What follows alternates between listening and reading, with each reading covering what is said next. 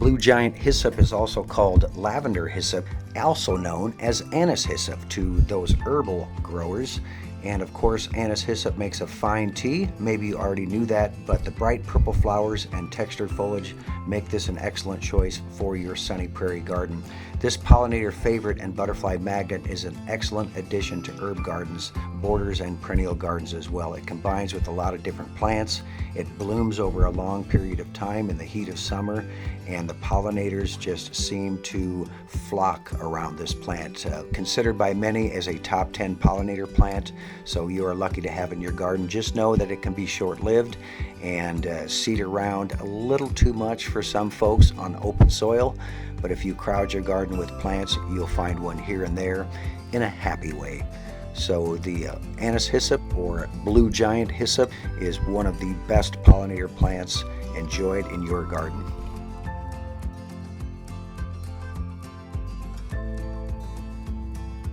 The dotted gayfeather is one of the most drought tolerant of all the gayfeathers we are offering, and the shortest of all the gayfeathers. This one only grows to around 1 to 2 feet tall, and in the fall it develops showy lavender pink flower spikes that are highly sought after by pollinating insects.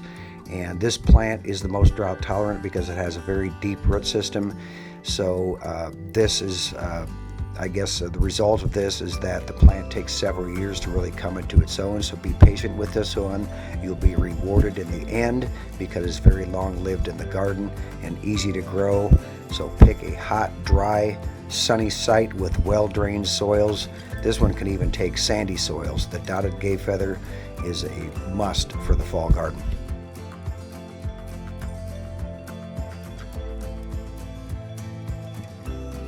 Dwarf blue indigo is a beautiful spring perennial wildflower that forms a small shrub-like shape, usually around 2.5 by 2.5 feet. It is an excellent plant for landscaping, perfect for the wildflower garden. This plant takes several years to come into its own, so be patient. It is a slow-growing plant, but it will live for decades in your garden. I like to call it the peony of the prairie. Baptisia minor, or dwarf blue indigo, prefers full sun, well-drained soil, and is very tolerant of heat and drought. The bumblebees love this plant when it's blooming in the spring, usually blooming around mid-May with pea-like flower spikes of indigo blue.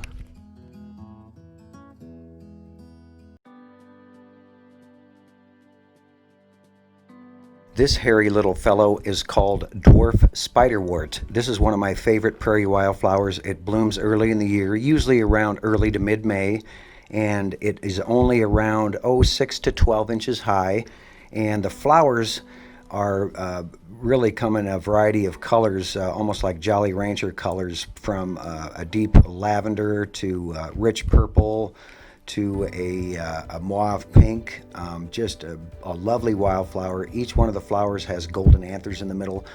Bumblebees love them. All of our native bees love them, so a great pollinator.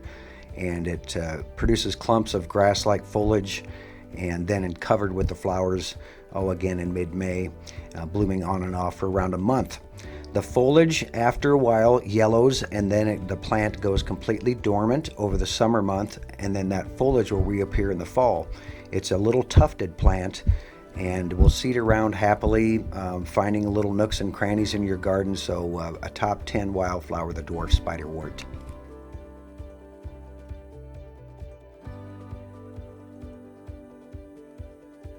The grass-leaf goldenrod is a tough-as-nails goldenrod that forms a fine textured mound of foliage that is linear and really doesn't even look like a goldenrod.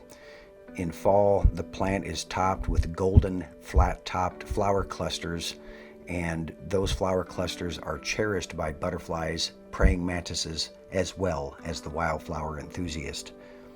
The caterpillars of several species of moths eat various parts of this goldenrod and other goldenrods, so goldenrods are very important larval food sources for important insects as well. What's more is grassleaf goldenrod and other goldenrods attract a wide variety of insects, including long-tongued, short-tongued bees, wasps, flies, butterflies, moths, beetles. Those are the best pollinator plants for your prairie garden, and grassleaf goldenrod fits the bill. It prefers moist, well-drained soils in full sun, but the big caveat with this one is it may spread somewhat aggressively when you give it ideal moist, sunny conditions. So be aware of that. This one can spread. Plant it in between a rock and a hard place, or in between two big, bold perennials, so the plant has nowhere to roam. The grassleaf goldenrod looks good in foliage even before it blooms, and only grows to be about 3 to 4 feet tall.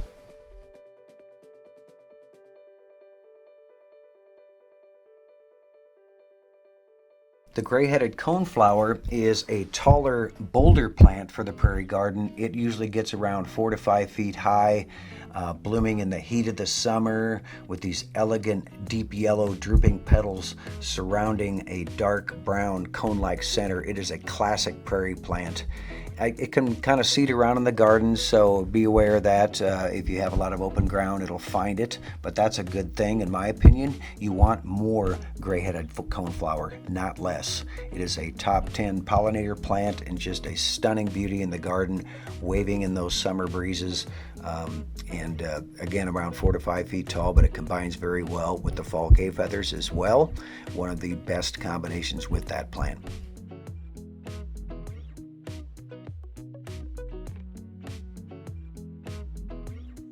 The lanceleaf Coreopsis is a bright orange-yellow daisy-like flower, summer bloomer for the garden, and this is a easy plant to grow. Really, it should be in every prairie wildflower garden.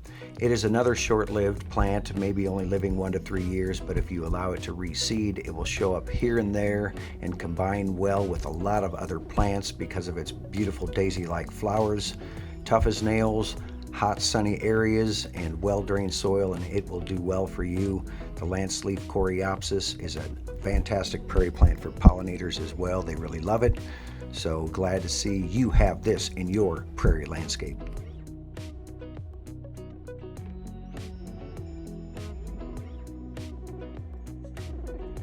The Meadow Gayfeather is the ultimate monarch magnet.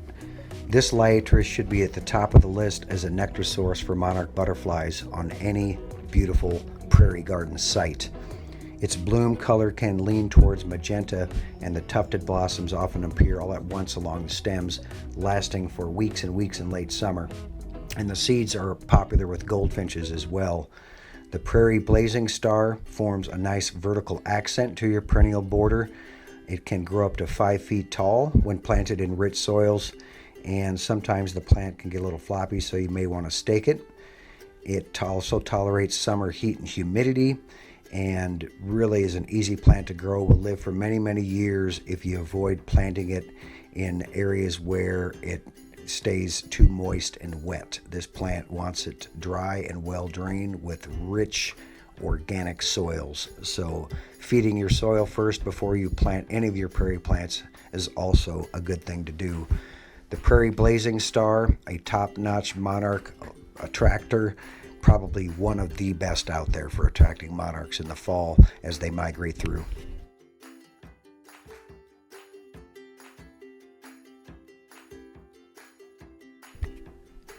The narrow-leaf coneflower is one of the Echinacea species, our native Echinacea, and this is a wonderful wildflower, sweet-scented with spidery petals, and it blooms in early June to July, and it has attractive foliage, and the seed heads, even after those wonderful rosy lavender blooms fade, the seed heads are very attractive and then become a very important food source for fall migration birds, especially our American goldfinch really love them. And so the difference with narrow-leaf coneflower and maybe the purple coneflower you're familiar with is narrow-leaf wants it hot, dry, sunny, well-drained conditions, and will not perpetuate in the garden in wetter areas. So plant it high and dry and enjoy the narrow-leaf coneflower as our own native coneflower species.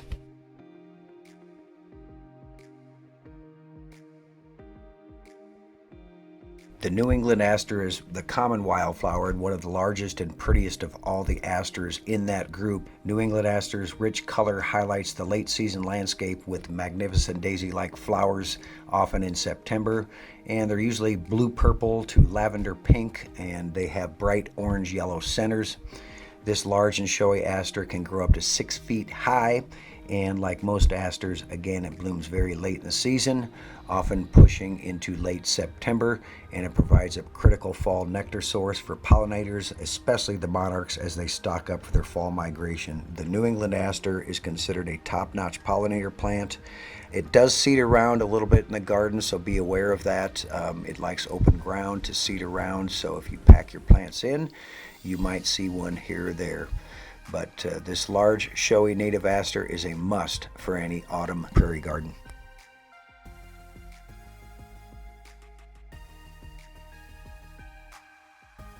Nodding pink onion is a long-lived, super hardy prairie plant, and it looks great in garden meadows combined with a lot of different plants. It too is a stunning late summer bloomer, and my favorite combination is planted with prairie drop seed grass. It is just lovely together. What's different about nodding pink onion is the flower globes, the lavender colored flower globes are nodding when the plant is emerging on these naked stems coming out of the grass-like leaves, and then as the plant is blooming, the nodding effect becomes more of a round ping pong ball, if you will. So the nodding pink onion is a super easy plant to grow in a wide range of soils. It's very adaptable as long as you provide full sun. I would say good, well-drained organic soils for it to really rock and roll for you. The nodding pink onion, man, am I glad you have it.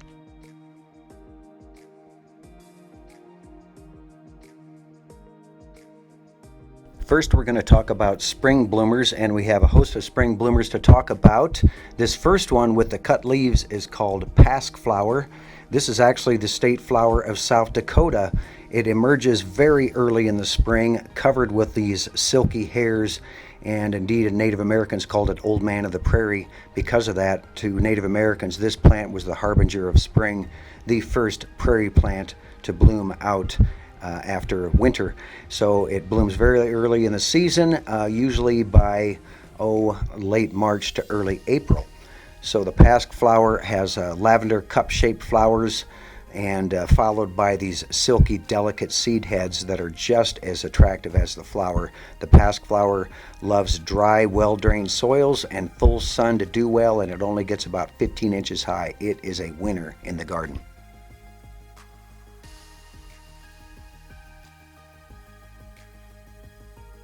This prairie wildflower is an allium, so yes, it looks like one of the chives or onions, and indeed it is a relative of that. But this is an uncommon native bulb that produces showy globes of lavender flowers in the heat of midsummer. Allium stellatum is the scientific name, stellatum meaning star-like, and the star-like flowers are beautiful in the garden, and all the alliums really attract a wide range of pollinating insects. And the prairie onion is one of those plants where it just kind of shows up and does its thing just when you think everybody's tired of summer. So it's a great July bloomer and should be in everyone's garden, so glad to see you have it. It only grows around 12 to 15 inches high, very well behaved and very easy to grow, and deer and bunnies don't like this plant, but the pollinators do.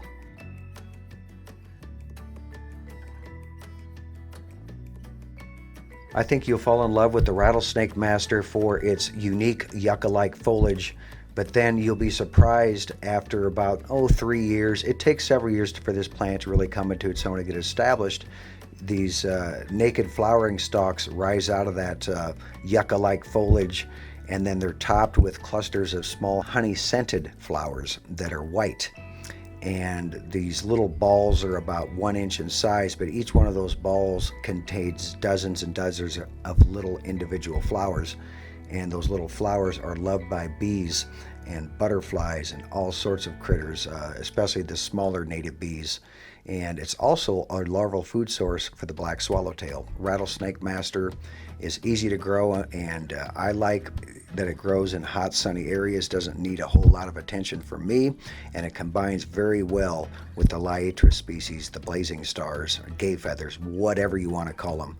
Well, anyway, Rattlesnake Master is a fantastic, long-lived wildflower for the garden, and I'm so glad you have it.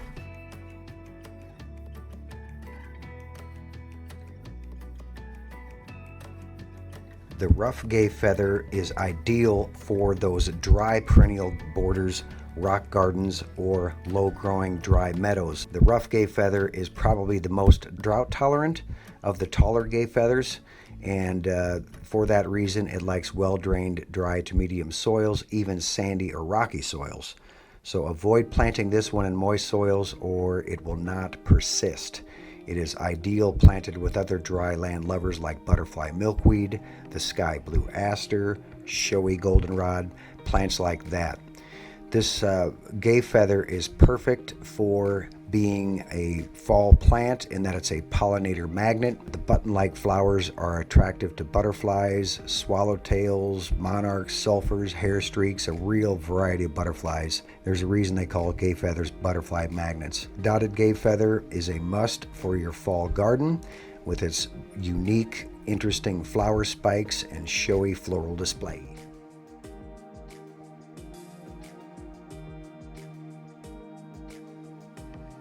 The showy goldenrod is called showy goldenrod for a reason.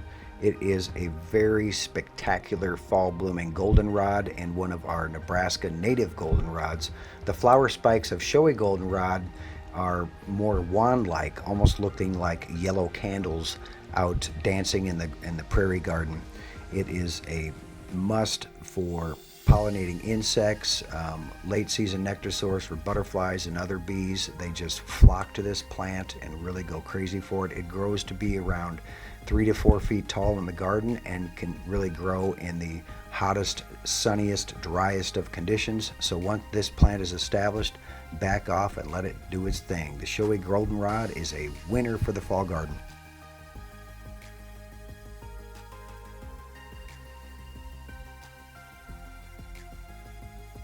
The sky blue aster is a very lovely aster. It has delicate pale pink blue flowers in the fall, and it only gets around 2 to 3 feet high. In the spring, this plant forms a basal rosette, and then later on in the summer, the naked stems rise up above this basal rosette, each topped with these pale lavender daisy-like flowers. And what's great about this aster is you have a hot, dry, sunny area that is a really tough site for your plants to grow. This aster can take it. It likes hot, dry, well-drained soils, and really no help from you in the garden. Sky blue aster is a beautiful wildflower and an important fall nectar source for migrating butterflies and other pollinators.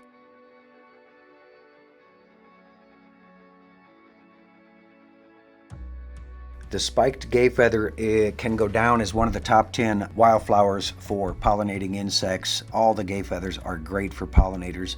This one, the spiked gayfeather, is noted for its ability. It blooms earlier than all the other species, often blooming in July, usually around 3 to 4 feet tall. And the rosy purple flower spikes, again, are a favorite of bees, butterflies, and other critters. And the seeds actually are enjoyed by birds in the fall as well.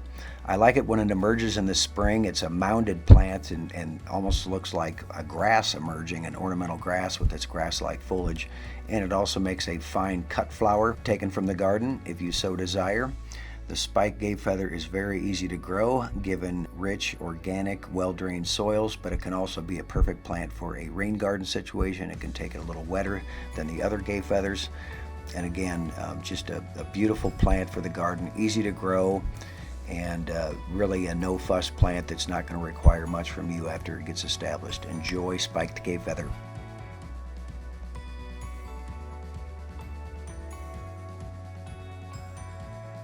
The stiff goldenrod is a monarch favorite. The stiff goldenrod is one of our native Nebraska goldenrods, and what's different about this one is this one thrives in really the most inhospitable of conditions, from clay to dry sand, and really a broad range of soil conditions. What it wants most is high and dry. No need to water this baby. The stiff stems serve as perches for songbirds, and the seeds are a really important late season bird food. Solidago rigida is the scientific name, and this one self-seeds readily, so be aware that you can remove the seed heads or happily let it seed around here and there in the garden because it likes open ground to seed around. Hey, I just rhymed that. Did you know goldenrods are an important fall nectar source for many pollinators, especially the monarch butterfly? Oftentimes goldenrods are avoided because, well, people think it causes hay fever. The pollen of a goldenrod is too heavy to be transported by wind. It is transported by insects instead.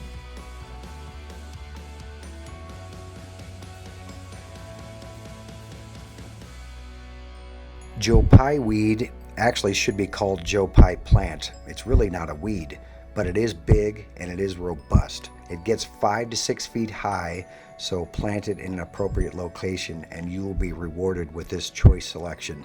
It has large clusters of lavender pink flowers in the late summer that top the plants, and it's a butterfly magnet. The flower clusters can actually get to be around 8 to 12 inches wide, so a lot of little individual flowers for the bees and butterflies. It is a top-notch pollinator. It prefers rich, moist soils, so it's ideal for rain gardens, but it's a no-fuss plant under average conditions in the garden. A winner for the garden, the Joe Pye weed.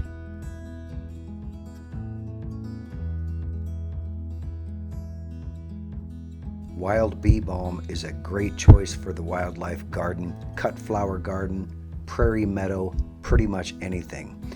It thrives in full sun and moist fertile soil. It tolerates part sun and clay, alkaline, high pH soils, heat and drought. Wild bee balm can take it all. It's a sturdy perennial wildflower that expands to form upright clumps, and when it's emerging in the spring has very attractive deep green leaves that are aromatic, and of course can be used for a tea as well, and is often included in herb gardens for that reason.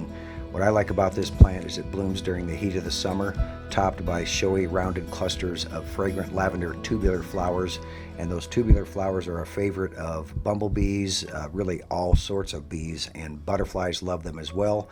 All the pollinators flock to the blooms in this sunny prairie plant. The wild bee balm is a must for any pollinator garden, and you have it today.